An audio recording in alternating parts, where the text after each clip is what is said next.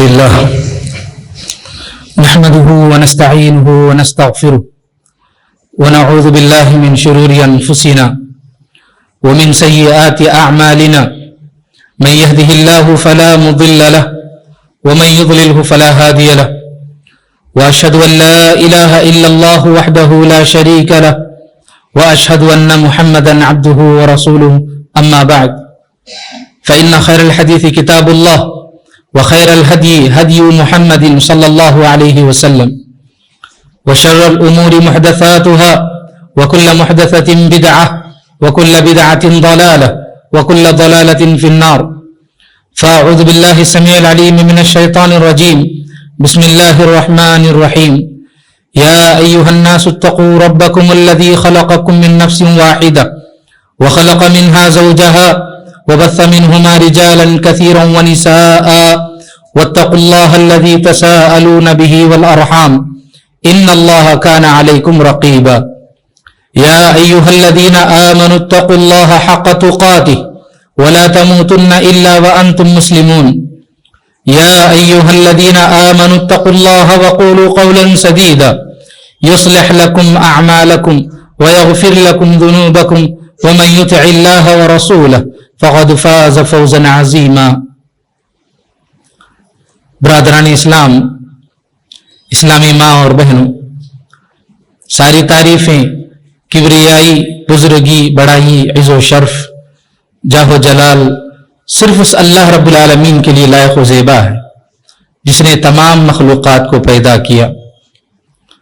اس کے بعد لاکھوں کروڑوں درود و سلام نازل و تمام انبیاء کرام پر، خصوصاً میرے اور آپ کے پیارے نبی محمد الرسول اللہ صلی اللہ علیہ وسلم پر، جن کی محنتوں اور کوششوں سے دین اسلام ہم تک پہنچا ہے.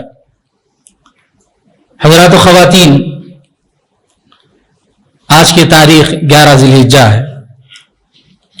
کل ہم نے 10 ذی الحجہ کی مناسبت سے عید کی خوشیاں منائیں، عیدگاہ میں حاضر ہوئے، نماز پڑھا. ہم نے اللہ رب العالمین کے سامنے اپنی مغفرت کو پیش کیا،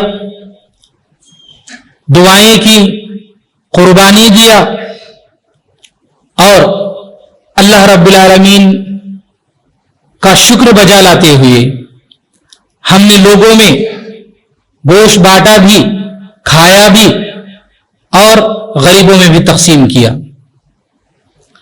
یہ جو کام ہوا، یہ سارا کام ہم میں سے ہر ایک کو یہ بات سوچ لینی چاہیے کہ کیا یہ کام میں نے اللہ رب العالمین کو راضی کرنے کے لیے کیا تھا یا پھر کسی اور کو دکھانے کے لیے کیا تھا. عبادت ایک ایسی چیز ہے، عبادت جس میں اخلاص مطلوب ہے. انسان کی عبادت میں اگر اخلاص مفقود ہو گیا، اگر اخلاص نہیں پایا جا رہا ہے، تو پھر ایسی عبادت کا کوئی فائدہ نہیں. مثال کے طور پر کسی انسان نے جانور خریدا، بکرا خریدا، اس لیے تاکہ لوگوں کو دکھائے کہ میرا جانور کتنا اچھا ہے، اس لیے خریدا کہ دیکھیے میرا جانور تم سے زیادہ مہنگا ہے. یہ دکھانے کے لیے اگر اس نے یہ کام کیا تھا تو پھر اس کی عبادت کا کوئی فائدہ نہیں. اس کی عبادت میں ریاکاری ہے، اور ایسی عبادت کو اللہ رب العالمین، ایسی عبادت کی ضرورت نہیں ہے اللہ رب العالمین کو. تو ہم میں سے ہر ایک کو ایسے مواقع پر اپنی نیتوں کو جھانک کر دیکھنے کی ضرورت ہے کہ میری نیت پاک ہے یا نہیں، میری نیت صاف ہے یا نہیں، کیا میرے اندر اخلاص ہے یا نہیں، خلوص ہے یا نہیں میرے اندر. عبادت تو کرتے جا رہے ہیں لیکن عبادت کا مقصد ہمارے اندر واضح نہیں ہے، تو پھر ایسی عبادت کا کوئی فائدہ نہیں ہوتا ہے. تو عبادت جو بھی کریں ہم اللہ رب العالمین کو راضی کرنے کے لیے کریں. میرے بھائیو، اب یہ اور 3 دن ہمارے پاس ہیں، 11، 12، 13. ان 3 دنوں میں بھی اللہ کے نبی صلی اللہ علیہ وسلم نے ہمیں، اگر کسی نے 10ویں ذی الحجہ جو کہ افضل دن ہے قربانی کے لیے، اگر کوئی نہیں کر پائے تو 11، 12، 13 کو بھی کر سکتا ہے، اور پھر قربانی کا گوشت کھائے، اللہ کا شکر ادا کرے ان دنوں میں. یہ ہمیں اسلام نے تعلیم دی ہے. تو ان دنوں میں جو بھی ہم کام کریں اور ان دنوں کے بعد بھی کوئی کام کرے ہمیں اپنی نیتوں کو درست کرنے کی ضرورت ہے. یہ بہت ہی افسوس کی بات ہے کہ آج اگر آپ دیکھ سکتے ہیں کہ ہر ایک کے اندر کہیں نہ کہیں ریاکاری ہمارے اندر پائی جاتی ہے. یہ بہت ہی افسوس کا مقام ہے میرے اور آپ کے لیے, ہم سب کے لیے. آپ دیکھیں ہوں گے سوشل میڈیا میں لوگ اپنے جانور کو اس کی تصویریں ڈال کر, اس کی ویڈیوز ڈال کر کے لوگوں کے سامنے فخر کا اظہار کرتے ہیں کہ میں نے جانور کو اتنے میں خریدا, میرا جانور اتنا بڑا, میرا جانور دوسروں سے بہتر, میری عبادت دوسروں سے بہتر. یہ سب کیا ہے؟ یہ سب ریاکاری ہے میرے بھائیو. اور ریاکاری کیا ہے؟ میں آپ لوگوں کے سامنے آج کچھ ضروری باتیں ریاکاری سے متعلق پیش کرنے کی کوشش کروں گا. ہمیں سب سے پہلے ریاکاری کس کو کہتے ہیں, اس کی اقسام کیا ہیں, اس کو جاننا بہت ضروری ہے. ریاکاری کا مطلب یہ ہے, شرعی معنی یہ ہے کہ اللہ کے علاوہ کسی اور کو دکھانے کے لیے کوئی عبادت کرنا, یہ ریاکاری ہے. کوئی بھی کام جس سے اللہ رب العالمین راضی ہوتا ہے, اس کام کو اللہ کی رضامندی کے علاوہ کسی اور کو خوش کرنے کے لیے جو بھی کام کیا جاتا ہے وہ ریاکاری ہے. اس کو ریاکاری کہتے ہیں. اور میرے بھائیو, ریاکاری عمومی طور پر ہم سمجھتے ہیں کہ ریاکاری کا شاید ایک معنی ہے.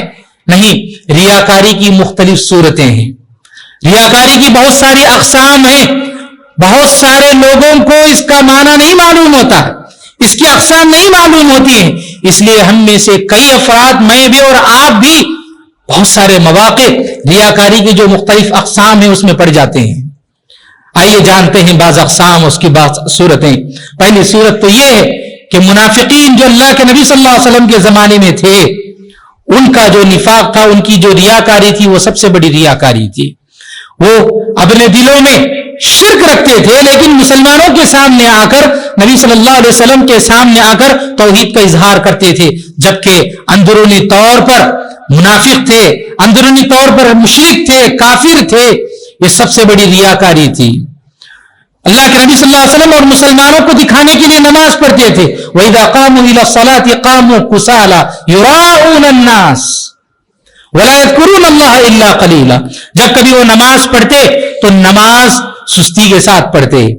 جب کبھی وہ نماز پڑھتے تو وہ لوگوں کو دکھانے کے لیے کرتے, اور اللہ کو یاد بھی کرتے تو بہت کم یاد کرتے تھے. تو یہ منافقین کی سب جو ریاکاری ہے, یہ سب سے بڑی ریاکاری تھی. ریاکاری کی ایک اور صورت یہ ہے کہ انسان اللہ ہی کی عبادت کرتا ہے. منافق کی بات نہیں ہو رہی ہے, یہاں پر ایک مسلمان ہی کی بات ہو رہی ہے کہ ایک مسلمان اللہ ہی کی عبادت کرتا ہے, لیکن اس کی عبادت کا مقصود اللہ نہیں کوئی اور ہوتا ہے. منافق اندر سے وہ اللہ کو نہیں مانتا, لیکن ایک مسلمان اللہ کو مانتا ہے اور اللہ ہی کی عبادت کے لیے آتا ہے, لیکن اس کی نیت بدل جاتی ہے. نماز پڑھنے کے لیے کھڑا ہو گیا, نماز شروع کر رہا ہے, اچانک اس کی نیت بدل گئی کہ لوگ میری نماز کو دیکھیں, میری تعریف کریں کہ دیکھو کتنا اچھا نماز پڑھنے والا ہے, اور اس کی نماز کی حیت بدل جاتی ہے, اس کے کاندھے اٹھ جاتے ہیں اور اس کا جسم جھک جاتا ہے, لوگوں کو دکھانا شروع کر دیتا ہے. تو یہ بھی ریاکاری کی ایک صورت ہے. قربانی کیے, قربانی کرتے وقت اس کا مقصد یہ نہیں تھا کہ مجھے اللہ کو راضی کرنا ہے, اللہ رب العالمین کو خوش کرنا ہے, بلکہ اس کا مقصد یہ تھا کہ لوگ دیکھیں میرے جانور کو, مسلمان ہے, اللہ کو راضی کرنے ہی کے لیے جانور خریدا اس نے, لیکن جب قربانی دے رہا تھا تو اس کی نیت بدل گئی. یہ بھی ریاکاری کی ایک شکل ہے. چنانچہ اللہ کے علاوہ کسی اور کو راضی کرنے کے لیے کوئی کام کیا جائے, یہ بھی ریاکاری کی ایک صورت ہے, ریاکاری کی ایک شکل ہے. ریاکاری کی ایک صورت اور یہ بھی ہے میرے بھائیو, انسان کے اندر اخلاص ہے, اخلاص ہے, اور اخلاص کے ساتھ وہ عبادت بھی کر رہا ہے. نماز پڑھ لیا پوری اخلاص کے ساتھ اس نے پڑھا, اللہ کو راضی کرنے ہی کے لیے پڑھا اس نے, اس میں کوئی شک نہیں. قربانی دی, زکات دیا, صدقہ کیا, کچھ بھی کیا, اس کے دل میں اخلاص تھا, اللہ کو راضی کرنے کے لیے کیا. مگر عبادت کے بعد اس کے دل میں یہ خیال آ رہا ہے کہ لوگ میری تعریف کریں. عبادت اس نے اخلاص کے ساتھ کیا ہے, نماز بھی اس نے اخلاص کے ساتھ پڑھی, کوئی بھی عبادت کے دوران پورا اخلاص تھا, اللہ کو خوش کرنے کے لیے کیا. لیکن عبادت کے بعد جب باہر جا رہا ہے تو اس کے دل میں یہ تمنا آ رہی ہے, بات خواہش آ رہی ہے کہ لوگ میری تعریف کیوں نہیں کر رہے ہیں. لوگ میری تعریف کر کے میرے تعلق سے کچھ اچھی باتیں کیوں پیش نہیں کر رہے ہیں؟ جس انسان کے اندر یہ بات آ جائے یہ بھی ریاکاری ہے، گرچہ اس کے دل میں یہ خیال عبادت کے بعد آ رہا ہے۔ مثال کے طور پر کوئی آدمی حج کو گیا، حج کو جا کر آنے کے بعد اس کے دل میں اگر یہ خواہش پیدا ہو رہی ہے کہ لوگ مجھے حاجی کہہ کر کے بلائیں، حاجی کہہ کر کے بلائیں، کیوں؟ نماز پڑھنے والے کو نمازی بلائیں، حج کرنے والے کو حاجی بلائیں، کیوں بلائیں؟ یہ تو ایک عبادت ہے، اللہ نے جس کے اوپر جو عبادت فرض کی اس نے وہ عبادت کی، لوگ کیوں اس کی تعریف کریں اس عبادت کو لے کر؟ معاشرے میں ایسا ہوتا ہے، لوگ حج کو جا کر آتے ہیں، آنے کے بعد ان کے دل میں خیال آتا ہے کہ لوگ میری تعریف بیان کریں کہ میں حج کو گیا، لوگ مجھے حاجی کہہ کر کے بلائیں۔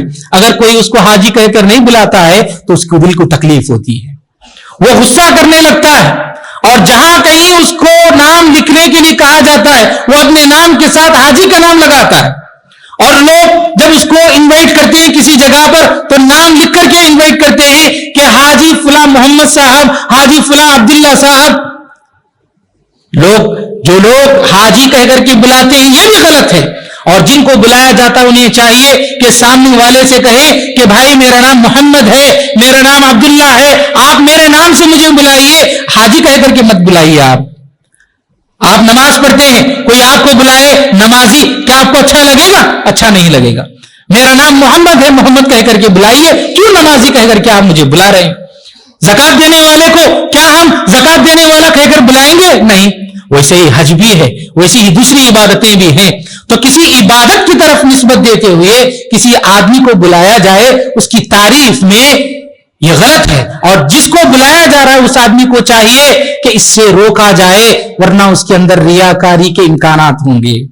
میرے بھائیوں، یہ بھی ریاکاری کی قسم ہے کہ انسان تو اللہ رب العالمین کی عبادت کے لیے کوئی عبادت کیا یعنی اخلاص کے ساتھ، لیکن عبادت کے بعد اس کے دل میں خواہش پیدا ہو رہی ہے کہ لوگ میری تعریف کریں، تو ریاکاری کی قسم ہے۔ ریاکاری کی قسم یہ ہے کہ انسان لوگوں کے سامنے اپنے کمزور جسم کو دکھائے، یعنی کہ اچھا ٹکٹا، لیکن دکھا رہے لوگوں کے سامنے کہ میں اتنی عبادت کرتا ہوں کہ میرا جسم عبادت کی وجہ سے کمزور ہو گیا، بالکل جھک کر کے چلتا ہے، یا لوگوں کے سامنے ایسا جھک کر کے بات کرتا ہے کہ اس کا جسم کمزور ہو گیا عبادت کی وجہ سے۔ یہ بھی ریاکاری ہے۔ انسان جیسے ہے ویسے رہنا چاہیے، اپنی عبادت کے اظہار کے لیے اپنے جسم کو بدل کر کے اپنی جسم کی کمزوری کا اظہار اس کو نہیں کرنا چاہیے۔ ایک بہت بڑی ریاکاری کی قسم ہے میرے بھائی، اس سے بچنے کی ضرورت ہے۔ اور اسی طرح بعض لوگوں کو ہم دیکھتے ہیں کہ روزہ رکھا، اس نے کوئی نفل روزہ رکھا تو لوگوں کے سامنے دکھانا چاہتے ہیں کہ میں نے روزہ رکھا ہے، اور اس کے لیے اپنے چہرے کو سوکھا کر کے بتاتے ہیں، سوکھا چہرہ کے سوکھے ہونٹ کے ساتھ بتانا چاہتے ہیں، بار بار تھوکنے لگتے ہیں بعض لوگ، وہ تاکہ پوچھے لوگ مجھ سے کہ کیوں بھئی آپ بار بار تھوک رہے ہیں، تو کہا جائے کہ میں روزے سے ہوں اس لیے جو تھوک رہا ہوں۔ ایسی بہت ساری چیزیں لوگوں کے اندر پائی جاتی ہیں جو دکھانا چاہتے ہیں کہ میں عبادتیں کر رہا ہوں، میرا جسم کمزور ہے، میرا منہ سوکھا ہوا ہے، بتایا جائے کہ میں روزے سے ہوں۔ یہ ساری چیزیں ریاکاری کی اقسام ہیں میرے بھائیوں، ان تمام چیزوں سے بچنے کی ضرورت ہے۔ ایک اور ریاکاری کی قسم یہ ہے کہ انسان پرانے کپڑے پہن کے کوئی آدمی گھوم رہا ہے، مقصد کیا ہے؟ یہ بتانے کے لیے کہ میں بہت ہی تواضع اور انکساری کے ساتھ دنیا میں رہتا ہوں، جبکہ اللہ رب العالمین کہتا ہے وَأَمَّا بِنِعْمَةِ رَبِّكَ فَحَدِّثْ، اللہ نے آپ کو جو حیثیت دی ہے اس حیثیت کے مطابق آپ رہیے۔ لیکن آپ جان بوجھ کر کے کوئی آدمی پرانے کپڑے اس لیے پہن کر کے گھوم رہا ہے تاکہ بتایا جائے کہ اللہ نے مجھے سب کچھ دے دیا، اس کے باوجود میرے اندر اتنی تواضع ہے، میں اتنا انکسار آدمی ہوں کہ میں بالکل پرانے پھٹے کپڑے پہن کر کے پھر رہا ہوں، لوگوں کو بتانے کے لیے کہ دیکھو میں کتنا ڈاؤن ٹو ارتھ آدمی ہوں۔ یہ بتانے کے لیے کوئی آدمی کپڑے بھی پہن کر پھرتا ہے غلط سلط، میرے بھائیو یہ بھی ریاکاری کی ایک قسم ہے، اس سے بچنے کی ضرورت ہے۔ اور اہل علم نے یہ بات کہی کہ اگر کوئی آدمی علماء کا لباس اس لیے پہنتا ہے، علماء کا لباس کی خاص پہچان ہوتی ہے، آبا پہنتے ہیں علماء کرام، یا جھبا پہنتے ہیں، ٹوپی لگاتے ہیں، کوئی عام آدمی علماء کا لباس اس لیے پہنتا ہے تاکہ وہ لوگوں کے سامنے یہ بتائے کہ میں بھی علماء کی طرح علم رکھتا ہوں اور اتنا ہی میرے اندر تقویٰ ہے۔ یہ اگر وہ لوگوں کے سامنے اس کا اظہار کرنے کے لیے پہنتا ہے تو یہ بھی ریاکاری کی ایک قسم کا علماء نے. آپ ایسے ہی محبت میں پہن رہے ہیں, لباس اچھا ہے, اس محبت میں اگر پہنتے ہیں تو کوئی غلط بات نہیں ہے, لیکن یہ بتانے کے لیے کہ میں بھی ایک عالم کی طرح ہوں, میں بھی اسی طرح اللہ رب العالمین سے ڈرتا ہوں, جیسا کہ اللہ نے قرآن مجید میں فرمایا انما یخشی اللہ من عباده العلماء, کہ اللہ رب العالمین سے حقیقی معنوں میں ڈرنے والے وہ لوگ ہیں جن کے اندر علم پایا جاتا ہے, جو اہل علم ہیں. تو بتانے کے لیے لوگوں کے سامنے کوئی آدمی علماء کا لباس پہن کر کے لوگوں کے سامنے دکھانا چاہتا ہے کہ میرے پاس وہ علم ہے, میں بھی اللہ سے بہت زیادہ ڈرتا ہوں, تو یہ بھی ریاکاری کی قسم ہے. ان تمام چیزوں سے ہمیں بچنے کی ضرورت ہے میرے بھائیوں. ایک اور عام بات یہ ہے کہ کوئی آدمی لمبے رکوع کر رہا ہے, لمبے سجدے کر رہا ہے, صدقہ و خیرات بھی اس لیے کر رہا ہے تاکہ لوگ دیکھیں اور دیکھ کر کے میرا نام اونچا کریں, یہ ساری چیزیں ریاکاری کی ایک قسم ہے. جتنا ہمیں اللہ کو راضی کرنے کے لیے کرنا ہے بس اتنا کریں تو کافی ہے, لوگوں کو دکھانے کے لیے زیادہ کرنے کی ضرورت نہیں ہے میرے بھائی. ان تمام چیزوں سے بچنا چاہیے.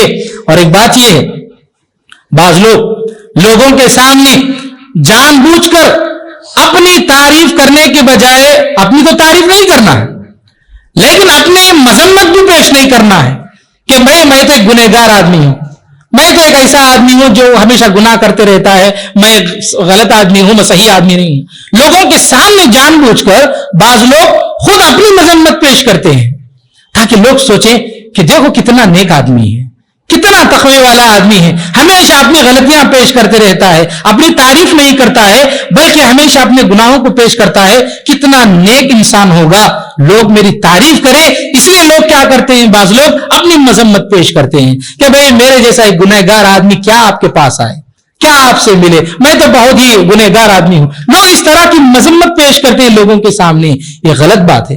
اگر حقیقی معنوں میں اپنی مذمت پیش کرنا ہے تو اللہ کے سامنے پیش کریں.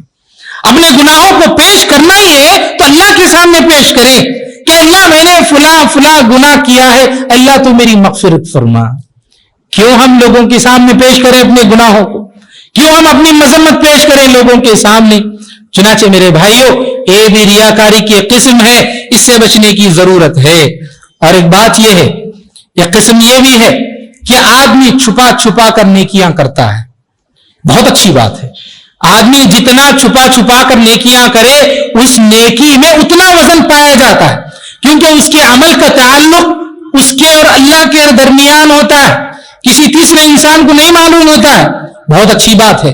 لیکن کوئی آدمی چھپ چھپ کر نیکی کرے لیکن نیکی کرنے کے بعد یہ سوچے کہ لوگ میرے پاس آ کر کے مجھے سلام کریں, لوگ آ کر میری عزت کریں, میرا احترام کریں, ادب و احترام سے مجھ سے پیش آئیں. اگر کسی کے دل میں یہ بات آتی ہے تو ریاکاری کی ایک قسم ہے. کیوں آپ یہ توقع کرتے ہیں کہ سامنے والا آدمی مجھے سلام کرے, آپ کیوں سلام نہیں کرتے؟ سامنے کوئی آدمی جاتا ہے تو آپ کے دل میں یہ خیال آتا ہے کہ سلام میں نہیں کروں گا, میں ایک نیک انسان ہوں, اچھا آدمی ہوں, سامنے والا مجھے سلام کرے. اگر یہ بات آپ کے دل میں آتی ہے تو ریاکاری ہے یا غرور ہے یا گھمنڈ ہے. سلام آپ کو کرنا چاہیے اگر آپ نے پہلے دیکھا, اگر اس نے پہلے سلام کیا ہے تو الحمدللہ آپ جواب دیجئے. اللہ کے نبی صلی اللہ علیہ وسلم نے فرمایا دو لوگوں کے درمیان سب سے بہترین آدمی وہ ہے جو سلام کے ذریعے بات کو آگے بڑھاتا ہے. تو جو آگے سب سے پہلے سلام کر کے بات کو آگے بڑھاتا ہے وہ سب سے بہتر انسان ہے. تو ایسے موقع پر کیوں ہم یہ توقع کرتے ہیں کہ میں سلام نہیں کروں گا, سامنے والا مجھے سلام کرے کیونکہ میں بہتر انسان ہوں. اور یہ توقع مت کیجیے کسی سے کہ کوئی آئے اور میرا ادب و احترام کرے, میری عزت کرے, میری تکریم کرے, کیونکہ میں ایک نیک انسان ہوں, میں ایک اچھا انسان ہوں, بہت ساری نیکیاں کرتا ہوں. تو لوگوں کو چاہیے کہ وہ آ کر مجھ سے ادب و احترام سے ملے, ملاقات کریں, میری عزت کریں, میری تکریم کریں. یہ ریاکاری کی ایک قسم ہے. بتلانے کا مقصد یہ ہے میرے بھائیو, ریاکاری کی ایسی جتنی بھی قسمیں ہوتے ہیں, ریاکاری کی ان تمام شکلوں سے ہمیں بچنا ہے. صرف یہ نہیں کہ نماز تو پڑھ لیا, عبادت تو کر لیا اللہ کو راضی کرنے کے لیے, بقیہ ریاکاری کی جتنی اقسام اور شکلیں صورتیں ہیں ان میں سے کوئی ایک دو ہمارے اندر پائی جا رہی ہیں. ایسا نہیں ہونا چاہیے. ہر قسم کی ریاکاری سے ہمیں بچنے کی ضرورت ہے. میرے بھائیو اور بہنوں, ریاکاری کتنی بھیانک چیز ہے. اگر اس کا اندازہ ہم لگائیں قرآن اور حدیث کی روشنی میں تو سب سے پہلے اللہ کے نبی صلی اللہ علیہ وسلم کی وہ حدیث یاد آتی ہے. اللہ کے نبی صلی اللہ علیہ وسلم نے صحابہ کرام کے سامنے بیان فرمایا انی اخوف ما اخاف علیکم الشرک الاصغر، کہ مجھے سب سے زیادہ آپ لوگوں کے سلسلے میں آپ لوگوں کے لیے کسی چیز کا ڈر ہے تو وہ چھوٹے شرک کا ڈر ہے. صحابہ نے پوچھا اللہ کے نبی یہ چھوٹا شرک کیا ہے؟ بڑا شرک تو یہ ہے کہ اللہ کے علاوہ کسی اور کی عبادت کی جائے یا اللہ کے ساتھ کسی اور کی عبادت کی جائے، شرک.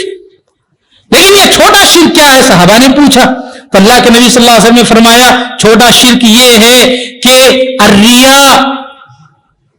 لوگوں کو دکھانے کے لیے اللہ کے علاوہ کسی اور کو راضی کرنے کے لیے عبادت کی جائے، یہ چھوٹا شرک ہے. کتنی بڑی بات ہے، چھوٹا شرک کہا گیا. شرک سے مراد کیا ہے؟ شرک ایک ایسا گناہ ہے جو انسان کو برباد کر دیتا ہے، دنیا میں برباد کرتا ہے اور آخرت میں برباد کر دیتا ہے. بڑا شرک انسان کے لیے بہت بڑی تباہی ہے، تو چھوٹا شرک بھی کم نہیں ہے. چھوٹا شرک بھی اس کے پورے اعمال کو برباد کر دیتا ہے. یہ ریاکاری، اس سے بچنا چاہیے، بہت بھیانک چیز ہے. اور ایک بات یہ ایک منافق کی صفت ہے. منافق یہ اللہ رب العالمین نے قرآن مجید میں ان کے تعلق سے بتایا کہ ایک بدترین قوم ہے یہ لوگ منافقین. اور ان المنافقین فی الدرک الاسفل من النار، جہنم کی سب سے نچلے حصے میں، جو کہ سب سے بدترین حصہ ہوگا، سب سے بھیانک حصہ ہوگا جہنم کا، یہ منافقین وہاں ہوں گے. تو یہ منافقین کی ایک صفت ہے ریاکاری. جیسا کہ قرآن مجید کی وہ آیت وَإِذَا قَامُوا إِلَى الصَّلَاةِ قَامُوا كُسَالَىٰ، جب وہ نماز پڑھتے ہیں منافقین تو سستی کے ساتھ نماز پڑھتے ہیں. ہر نماز میں لیٹ سے آئیں گے یا وقت چکا کر کے نماز پڑھیں گے. یہاں پر یہ نہیں کہا جا رہا ہے کہ نماز نہیں پڑھیں گے، نماز پڑھیں گے لیکن سستی کے ساتھ پڑھیں گے، تاخیر سے آئیں گے ہر نماز میں یا وقت چکا کر کے نماز پڑھیں گے. یہ منافق کی صفت ہے. یراؤون الناس، یا وقت پر آ کر پڑھیں گے بھی تو لوگوں کو دکھانے کے لیے پڑھیں گے، پہلی صف کا نمازی ہے. یہ سب منافقین کی صفت ہے.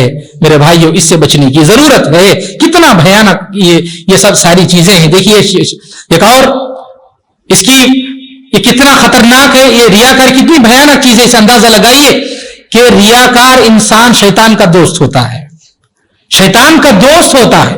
قرآن مجید میں اللہ نے فرمایا والذین ينفقون اموالهم رئاء الناس ولا يؤمنون بالله ولا باليوم الاخر ومن يكن الشيطان له قرینا فساء قرینا. جو لوگ لوگوں کو دکھانے کے لیے اپنا مال خرچ کرتے ہیں، اللہ پر یوم آخرت پر ایمان نہیں رکھتے ایسے لوگ، اور ایسے لوگوں کا دوست کون ہے؟ شیطان ہے. اور یہ سب سے برا دوست ہے کہ اللہ رب العالمین نے. تو ریاکار آدمی شیطان کا دوست ہوتا ہے. اور جو شیطان کا دوست ہوتا ہے کیا وہ کامیاب ہو سکتا ہے؟ نہیں ہو سکتا، کیونکہ اللہ نے فرمایا فساء قرینا، بہت ہی بدترین دوست ہے وہ دوست. کون؟ شیطان. تو شیطان اس کو کبھی کامیاب ہونے نہیں دے گا. اتنی بھیانک چیز ہے یہ ریاکاری میرے بھائیوں. اور ایک بات یہ ہے کہ یہ اعمال کی بربادی کا ذریعہ، جو بھی عمل کریں گے ہم برباد ہو جائے گا اگر ریاکاری اس کے اندر پائی جاتی ہے. اللہ کے نبی صلی اللہ علیہ وسلم نے فرمایا کہ اللہ رب العالمین نے فرمایا، حدیث قدسی ہے، انا اغنى الشرکاء عن الشرک، میں شرک اور شرکا سے بے نیاز ہوں.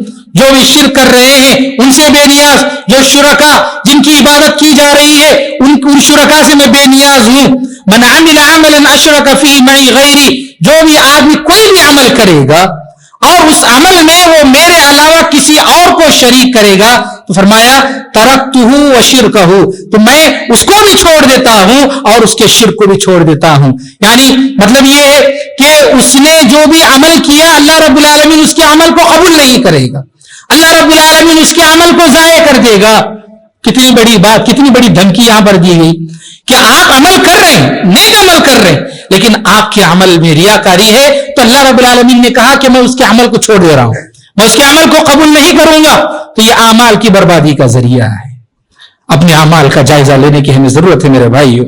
اور ایک یہ حدیث ہے، اللہ کے نبی صلی اللہ علیہ وسلم نے فرمایا من طلب العلم لیجاری به العلماء، کسی نے علم حاصل کیا، اس کا مقصد کیا ہے؟ لیجاری به العلماء، علماء کے ساتھ جھگڑا کرنا ہے، علماء کے ساتھ ڈیبیٹ کر کے علماء کو ہرانا ہے.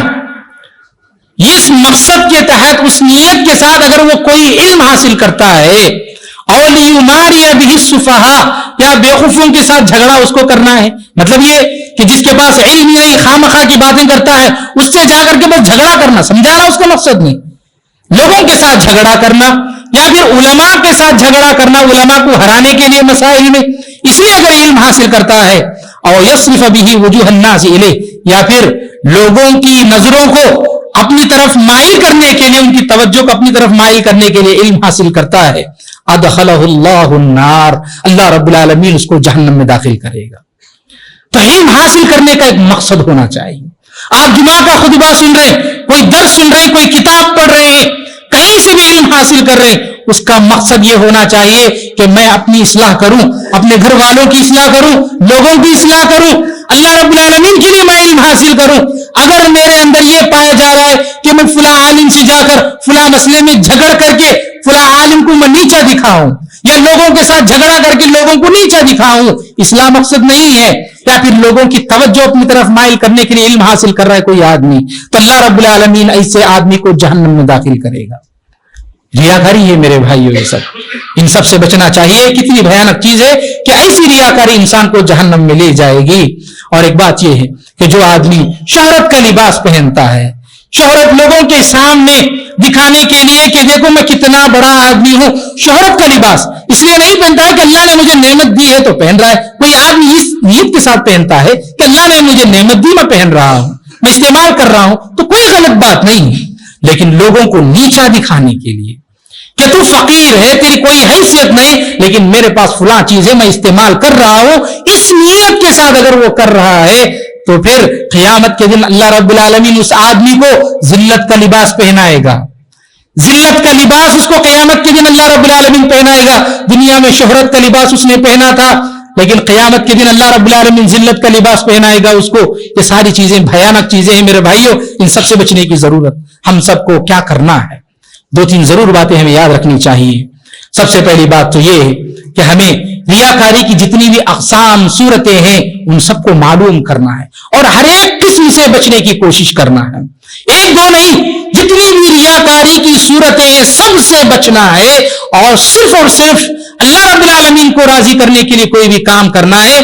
قیامت کے دن کوئی بھی ہمارے کام نہیں آئے گا، صرف اللہ رب العالمین ہی ہمیں نجات تک لے جا سکتا ہے، اللہ کے علاوہ کوئی ہمیں کامیابی نہیں دے سکتا۔ تو پھر انسانوں کو دکھانے کے لیے ہم کوئی کام کیوں کریں؟ جتنی بھی اقسام ریاکاری کی سب کو جاننا ہے اور سب سے بچنا ہے۔ اور دوسری بات یہ ہے کہ اللہ رب العالمین کی حقیقی معرفت ہمیں حاصل کرنا ہے۔ اللہ رب العالمین کا صحیح انٹروڈکشن ہمارے پاس ہونا چاہیے۔ جس کے پاس اللہ کی صحیح معرفت نہیں، اللہ رب العالمین کا صحیح انٹروڈکشن نہیں، اسی کے دل میں ریاکاری آ سکتی ہے۔ وہ جو آدمی اللہ رب العالمین کو حقیقی معنوں میں پہچانے گا کہ نفع و نقصان کا مالک تو صرف اللہ ہے، اللہ کے علاوہ کوئی نہیں، تو پھر انسان کو دکھانے کے لیے انسان کوئی کام ہی نہیں کرے گا۔ ارے یہ انسان مجھے کیا نفع پہنچا سکتا ہے، یہ انسان مجھے کیا نقصان پہنچا سکتا ہے؟ نفع و نقصان کا مالک تو اللہ رب العالمین ہے، اس دنیا کا مالک بھی اللہ، اس کائنات کا مالک بھی اللہ، اور آخرت کا مالک بھی اللہ۔ جس کے دل میں یہ بات آ جائے وہ کسی کی پرواہ نہیں کرے گا، صرف اللہ کو راضی کرنے کے لیے کوئی بھی عمل کرے گا۔ تو اللہ رب العالمین کی صحیح معرفت ہم کو حاصل کرنا ہے، اللہ کا انٹروڈکشن، صحیح انٹروڈکشن ہمارے پاس ہونا چاہیے۔ ایک اور کام ہمیں کرنا ہے وہ یہ کہ ہمیں ہمیشہ موت کو یاد رکھنا ہے، قبر کے عذاب کو یاد رکھنا ہے، جہنم کے عذاب کو یاد رکھنا ہے کہ مجھے کسی بھی وقت موت آ سکتی ہے میرے پاس اور میں مر جاؤں۔ اگر ریاکاری کی صورت میں میری موت آ گئی تو میں اللہ کے پاس کیا جواب دوں گا؟ اخلاص پر میری موت آئے، ہر انسان کے دل و دماغ میں یہ بات ہونی چاہیے، اور اس کے دل میں یہ بات ہونی چاہیے کہ قبر میں جانے کے بعد یہ ریاکاری میں نے جو کی، جن لوگوں کو دکھانے کے لیے میں نے کیا، یہ قبر میں جو عذاب ہوگا اس عذاب سے مجھے بچانے کے لیے کون آئے گا؟ یہ تصور، اور جہنم کے عذاب سے بچانے کے لیے مجھے کون آئے گا؟ جہنم کے عذاب سے ڈرنا ہے، یہ تصور ہمارے ذہن و دماغ میں ہوگا تو انسانوں کو یا دنیا کو دکھانے کے لیے ہم کوئی کام نہیں کریں گے۔ ایک اور اہم کام جو ہمیں کرنا ہے وہ یہ کہ شیطان کو اپنے قریب آ کر ہمیں ریاکاری میں مبتلا کرنے سے اپنے آپ کو بچانا ہے، شیطان کو آنے ہی نہیں دینا۔ تو شیطان کو نہیں آنے دینا ہے تو کیا کرنا؟ تو اللہ کے نبی صلی اللہ علیہ وسلم نے بہت ساری تعلیمات دی، انہی تعلیمات میں سے بس تعلیمات یہ ہے کہ ہم کثرت سے قرآن مجید کی تلاوت کریں۔ جو قرآن مجید کی تلاوت کرتا ہے شیطان اس کے پاس نہیں آتا۔ صبح و شام کی جو اذکار ہیں ان اذکار کا اہتمام کریں، اور ہر فرض نماز کے بعد کی جو اذکار ہیں ان اذکار کا اہتمام کریں۔ یہ ساری چیزیں ہمیں شیطان سے دور رکھتی ہیں، شیطان کو دور بھگا دیتی ہیں، اس کا خیال رکھنا ہے۔ ایک اور بات یہ ہے کہ لوگ اگر ہماری تعریف کریں یا لوگ ہماری مذمت کریں، اس کی کوئی پرواہ نہیں کرنا ہے۔